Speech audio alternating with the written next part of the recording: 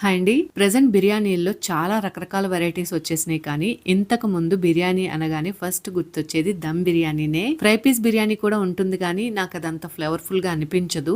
దమ్ పెట్టి కుక్ చేసిన బిర్యానీనే మంచి రుచిగా ఉంటుంది అనిపిస్తుంది. ఈ ఫ్రై పీస్ బిర్యానీని చాలా చోట్ల రైస్ సపరేట్ గా, ఫ్రై సపరేట్ గా కుక్ చేసేసి రెండింటిని కలిపి సర్వ్ చేసేస్తారు. అలా చేయడం వలన ఫ్రై పీస్ బిర్యానీ అంత టేస్టీగా అనిపించదు. కానీ నేను ఇక్కడ చూపించిన ఫ్రై పీస్ బిర్యానీ రెసిపీ అలా కాదండి. బిర్యానీ రైస్ కుక్ చేసే బౌల్లోనే చికెన్ ని 60% వరకు మసాలాలతో ఉడకనిచ్చి ఆ తర్వాత ఆ చికెన్ ని వేరే కడాయిలో ఫ్రై చేస్తాను. చికెన్ ని కుక్ చేసిన గ్రేవీలో రైస్ ని వేసి వండడం వలన చికెన్ ఫ్లేవర్ అంతా కూడాను రైస్ కి చక్కగా పట్టుకుంటుంది.